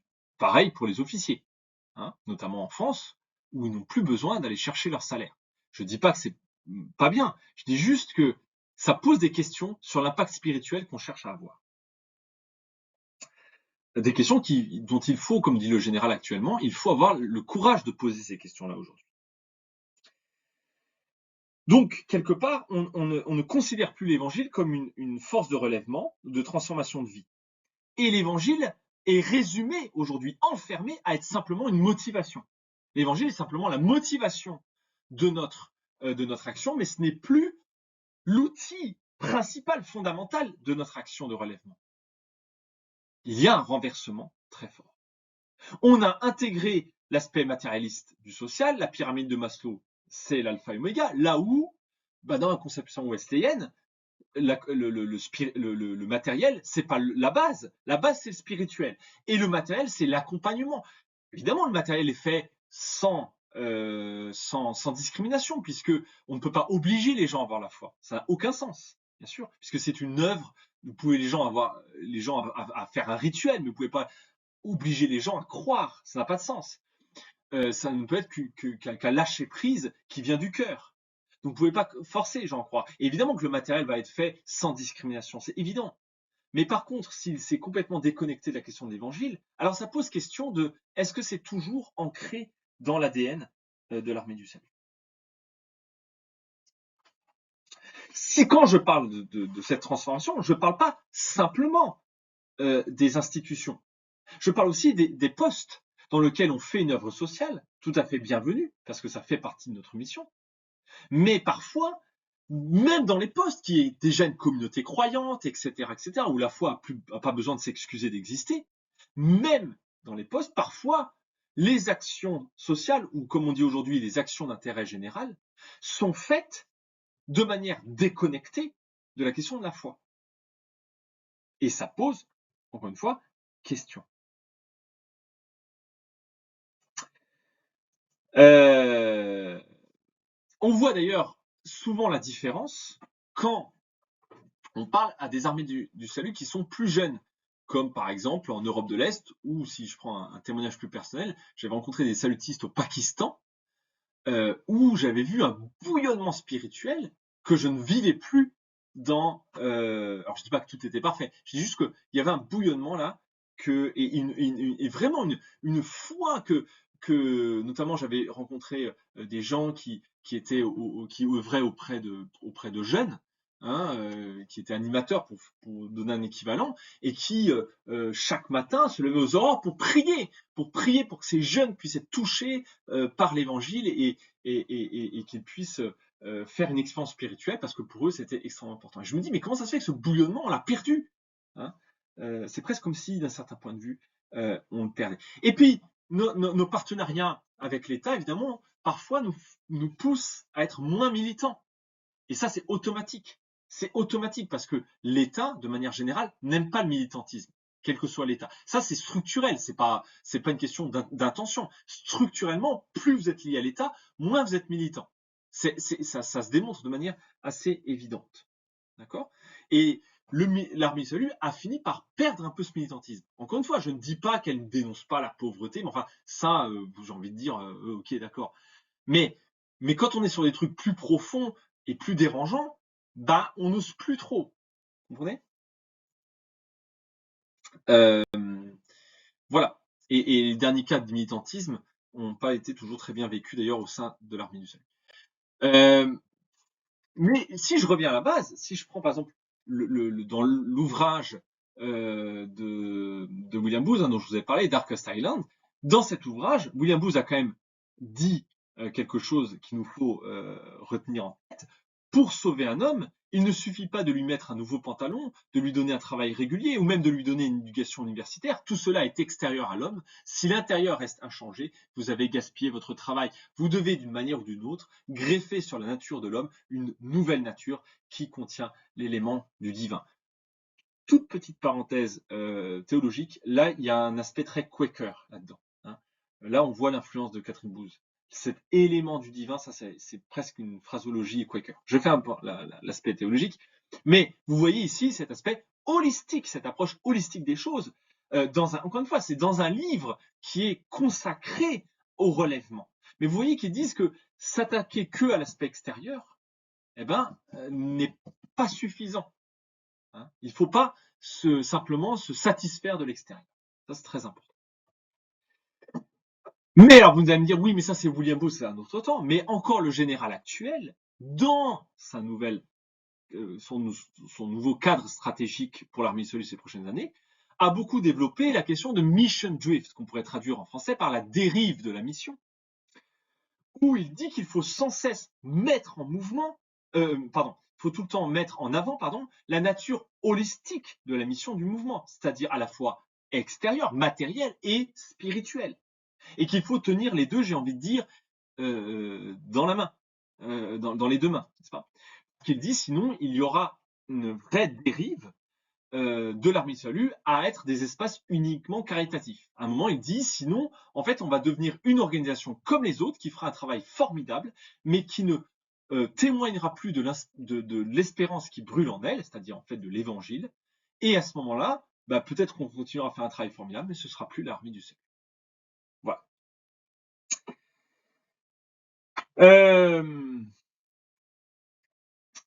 Alors, ça, maintenant, pose deux questions pour conclure que j'aimerais poser un peu à tout le monde.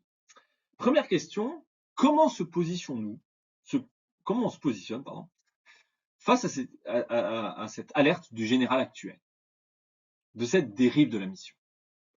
Que ça soit évidemment dans les centres sociaux, mais pas que, aussi dans le travail, dans le travail, dans le travail social des postes. Est-ce qu'on est au courant, est-ce qu'on est déjà conscient de cette dérive possible? Parce qu'il dit, le général, à un moment, vous savez, ça peut venir très subtilement, sans qu'on s'en rende compte, de manière inconsciente. Et donc, il faut tout le temps être conscient qu'il y a un danger de dérive de la mission. Et est-ce qu'on est, j'ai envie de dire, et donc je pose la question à tout le monde, que vous soyez directeur ou officier de poste, est-ce que déjà vous êtes conscient qu'il y a une dérive de la mission et que si eh bien, on dérive, nous ne serons plus dans notre ADN et à ce moment-là, on fera peut-être un travail formidable, mais ce n'est plus l'armée du salut. Et j'aimerais en particulier parler aux salutistes et aux croyants qui œuvrent à l'armée du salut. Et j'ai envie de dire, bon, je comprends parfois que vous plaignez, que vous dites oui, mais c'est parce qu'on n'est pas assez nombreux à être croyants au sein de l'armée du salut, c'est parce que la séparation entre les institutions et les postes, parce qu'en France, la séparation formation, etc. On pourrait se plaindre de plein de choses, et pas toujours à tort. Mais c'est pas ça qui va changer profondément les choses. Parce que je pense que la question qu'en tant que salutiste, c'est-à-dire en tant que personne profondément ancrée, je veux dire, s'il y a des gens qui doivent porter l'ADN spirituel, c'est quand même nous. Hein. Et la question, c'est quel souffle on veut nous-mêmes être porteurs? Quel souffle on veut souffler dans l'armée du salut, en tant qu'institution? Il ne faut pas attendre que l'armée du salut, en tant qu'institution, elle souffle sur elle-même. Rien ne se, évidemment, rien ne se renouvelle de lui-même, hein, disait le commissaire Cachelin. Tout doit être renouvelé par l'Esprit de Dieu. Or, aucune institution n'est récepteur de l'Esprit de Dieu. C'est des personnes qui sont récepteurs de l'Esprit de Dieu. D'accord? Des individus. Donc la question, c'est de quel souffle on veut être porteur? Quelle lumière on veut être au milieu de l'armée du salut en tant qu'institution? Eh bien, est-ce qu'on veut toujours être une force de frappe spirituelle? Je crois qu'il faut se rappeler que on a été créé pour être avant tout une force de frappe spirituelle, pour être un impact. Et ça a été un peu, si vous voulez, le génie de William Booth face à la misère de l'Est londonien, de voir l'évangile comme une source de relèvement, de voir en fait l'impact que la spiritualité pour l'avoir. Et c'est peut-être presque une foi qu'on n'a plus face à une détresse humaine, dire oui mais à quoi ça sert que je prie, à quoi ça. Et oui, tellement le problème, on est devenu matérialiste nous-mêmes. Or, il faut revenir dans ce militantisme spirituel.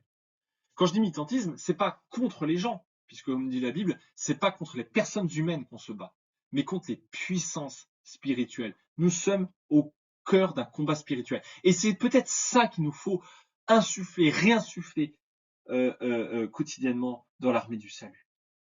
Quand on parle de puissance spirituelle, j'ai envie de dire, c'est le fait de puissance qui ne se réduisent pas à des éléments purement matériels, purement rationnels, purement humaines des choses. Et quand on parle de puissance spirituelle, on ne parle pas simplement de tentation ou de péché individuel, mais contre toute chose qui prétendent régner dans nos vies. Ça peut être évidemment des puissances d'une part obscures, parce que cela existe, mais aussi des puissances de l'argent, des puissances de la réussite, puissances de la gloire, de la reconnaissance, puissances de l'État qui cherche à tout contrôler. Encore une fois, je parle de puissance spirituelle, puissance de la sexualité qui parfois peut devenir complètement aliénante, puissance de l'administration qui, sous couvert de bonne administration, tout à fait nécessaire évidemment, parfois devient des chapes de plomb qui nous endorment, n'est-ce pas? Et dans toute leur incarnation concrète, visible et matérielle, eh bien, au cœur de ces phénomènes, il y a une puissance spirituelle. Et souvent, nous les hommes, les êtres humains, on se bat sur le plan moral ou politique, alors avec beaucoup d'ailleurs de diagnostics, voire de solutions, enfin peu de solutions proposées, beaucoup de diagnostics, mais toutes ces solutions morales, politiques, matérielles des choses, à quoi, si c'est l'alpha et l'oméga de toutes choses, alors à quoi sert Jésus, la croix, l'incarnation et la victoire de sa résurrection? C'est presque comme si on n'y croyait plus. Comme si Jésus était simplement un exemple à suivre, mais plus une puissance spirituelle. Je crois que nous sommes réservés à un combat plus difficile, plus profond, moins apparent, moins de gloire, moins de reconnaissance de la part des êtres humains. Peut-être même parfois de l'incompréhension, une forme de trahison. Mais dans ce combat spirituel, nous aurons été au plus profond du combat. Et sans ce combat spirituel, le reste n'aura pas forcément signifié grand-chose, comme dans cette citation que je vous faisais de William Booth. Évidemment, l'injustice sociale se mène au niveau matériel. Mais si elle se fait que au niveau matériel, alors rien de décisif n'aura été gagné. Il faut que, en plus du combat matériel, en dehors et avec, eh bien, il y a un combat spirituel contre ce qui fait l'âme de ces phénomènes. Évidemment, encore une fois, il ne faut pas négliger le combat matériel. Mais c'est inné. Pas besoin d'être croyant pour vouloir se battre sur le plan matériel. Puisque nous sommes tous choqués par l'injustice. Seules les personnes qui sont pleinement sauvées, remplies de l'amour profond de Dieu, de cette sainteté dont j'ai parlé tout au long de cette vidéo, peuvent discerner et mener ce combat au cœur des puissances. Rembrandt disait: le combat spirituel est aussi brutal que la bataille des hommes. Parce que en plus de la violence qu'il peut y avoir dans un combat spirituel, il y a la dérision. Parce que tout cela est considéré comme dérisoire aux yeux du monde. Nous avons des armes dérisoires aux yeux du monde, la prière, la parole de Dieu, et cet amour parfait qu'est la sainteté, qui veut venir comme pénétrer notre cœur, faire éclater notre cœur. Même les chrétiens aujourd'hui considèrent tout ça, la parole de Dieu, la prière et la sainteté, comme dérisoire. Cela montre d'ailleurs le désastre spirituel des chrétiens dans notre société, tellement nous sommes plongés dans la matérialité de notre culture. Nous ne savons plus rien de ce que veut dire vivre en Christ, avoir une vie de sainteté, que nous ne discernons plus l'œuvre de Dieu et ce à quoi nous sommes appelés. Oh oui, le combat spirituel, c'est renoncer à une vie paisible et confortable. C'est renoncer à tout ce que nous sommes au fond. Mais nos semblables, nous le croyons, l'armée du salut, ont bien plus besoin de consolation véritable que de croissance économique, de réconciliation véritable que d'appel à la violence sur le sang qui a déjà coulé. Il nous faut redécouvrir ce souffle, cet impact spirituel, ce militantisme spirituel des débuts de l'armée, si on veut avoir quelque chose à insuffler dans l'armée du salut. Je terminerai par cette dernière citation de William Booth que je trouve très forte et qui disait: agissez comme si tout dépendait de votre action. Priez comme si tout dépendait de votre prière. Peut-être un petit point de bibliographie, rapidement, suite à ça. Pour John Wesley, je vous encourage à lire ses sermons, si vous voulez commencer par quelque chose, et les plus importants, les plus connus, ont été traduits largement en français, donc vous pouvez les trouver facilement sur Internet. Il y a un DVD sur sa vie, que vous trouvez aussi sur YouTube, qui est sous-titré Un cœur transformé peut changer le monde. Et je vous recommande la vision de cette DVD ou de cette vidéo sur Internet parce que c'est évidemment un film à petit budget, mais sa vie est très bien expliquée. Si vous voulez creuser la question de l'influence de John Wesley sur l'armée du salut, je vous recommande la lecture du journal théologique de l'armée du salut qui s'appelle Word and Deed, qui est d'ailleurs en libre accès sur Internet. Vous pouvez le télécharger régulièrement, c'est un semestriel, donc ça paraît tous les 6 mois, en novembre et en mai. C'est assez intéressant parce que vraiment c'est leur dada un peu l'influence wesleyenne sur l'armée du salut. Par contre, comme c'est souvent des Américains, parfois le point de vue est très américain, mais ça n'enlève pas la pertinence de beaucoup de leurs propos, et surtout que c'est d'excellente qualité, d'un point de vue, j'ai envie de dire, voilà, enfin c'est très bien écrit, c'est pas juste, voilà, c'est pas juste par inspiration comme ça, c'est vraiment des articles très bien construits. Si vous voulez vous intéresser à l'histoire de l'Armée du Salut, il y a plusieurs livres en français, mais qui datent un peu. Et alors, si vous lisez l'anglais et que vous avez beaucoup de courage, je vous recommande les 9 tomes de History of the Salvation Army. Et si vous lisez ça, vous en savez plus que la plupart des gens de l'armée du salut. Donc ça va, en fait, ces 9 volumes parlent de toute l'armée du salut jusqu'en 2015, hein, puisque le dernier volume s'est arrêté en 2015. Et probablement que il y aura un autre volume d'ici quelques années. Et puis évidemment, bah, vous pouvez suivre un peu ce que dit le général euh, euh, sur cette question du cadre stratégique de ces prochaines années. Pour ceux qui sont à temps plein à l'armée salut, officiers, cadets ou directeurs, ou même si vous n'êtes pas directeur, si vous êtes employé de l'armée du salut, eh bien, vous pouvez aller au Catherine Programme. Alors, les dates pour 2024 sont du 24 au 30. Mais tout le monde peut participer, enfin toute personne qui travaille à temps plein à l'Armée du Salut, ou même qui est engagée, si vous êtes officier locaux de l'Armée du Salut, vous pouvez aller à ce séminaire européen qui regroupe donc des salutistes, des officiers, des cadets et des employés de partout d'Europe, pour un séminaire où vraiment vous êtes plongé dans l'Armée du Salut. Je ne peux que vous recommander, c'est souvent à la fin du mois d'août que ça se passe, je ne peux que vous recommander de suivre ce séminaire. Ça vaut le coup. C'est sur 2 ans, mais vous n'êtes pas obligé de faire les 2 ans. Vous pouvez faire déjà une année qui vous plonge déjà bien dans l'armée du salut. Et évidemment, je ne peux que vous recommander d'y assister. Voilà, merci à tous. N'hésitez pas à me faire des commentaires, à corriger des choses qui peut-être ont été mal dites ou peut-être des erreurs que j'ai pu faire, ou à me donner vos conseils. Un grand merci et je vous invite à la prochaine. Mais d'ici là, restez sans et feu.